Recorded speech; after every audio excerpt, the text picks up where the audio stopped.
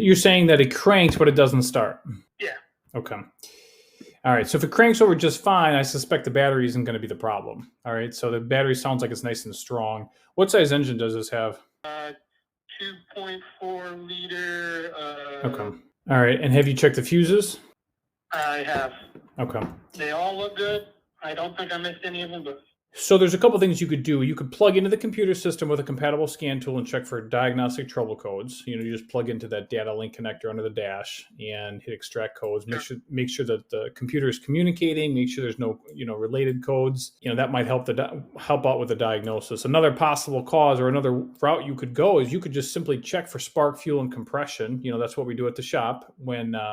We have a vehicle that gets towed in on the hook. We just check for spark, fuel, and compression. As long as the fuses are good and there's no codes in the computer, that's really the next step to determine what's going on. The fuel pump does go bad on these vehicles quite often, so just a heads up, okay? Okay. So you could. So I definitely checked for spark yesterday. Spark was fine, but I don't know how to check for fuel or the fuel pump or ignition. You might be able to see if it runs on starting fluid. That would be a good idea. If it does, okay. The engine's in time, it's got, good, strong spark, and it's just a fuel delivery concern. That would probably be your easiest way. Otherwise, either A, you'll have to check fuel pressure manually by hooking up a fuel pressure gauge, or if it has some of these sometimes have a fuel pressure sensor on their fuel rail, and you can check that by using a scan tool. But if you don't have one, then you need to get a gauge, to hook up to check fuel pressure. So. And if you want, what you could do is you can run some tests, and you can always reply back and let me know what you find. You shoot me all the tests I can run, and then I can try to reply back and see what I got?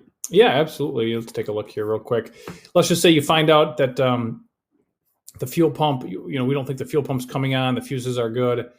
Then at that point, what you could do is if you grab a voltmeter or a test light, dark blue wire with an orange stripe that comes from the fuel pump relay in the power distribution center, and then that's going to supply your fuel pump with power. So what I would recommend that you do is access this wire as close to the tank as possible, and you could just basically pierce that wire, make sure we got battery voltage on that wire while cranking. And if the fuel pump's not coming on, it's got a good ground, and we got a bad fuel pump. Dark blue and orange. I don't know how I'm going to get under the car to see that. Yeah, usually I do this at the shop, and it's up on the hoist on the vehicle lift, so it's way easier. You could use a jack, and then you put some jack stands underneath there, or you can get creative. But I'll send you some info, and if you have any questions, I'm happy to help. Okay. Sounds good. All right. Good luck.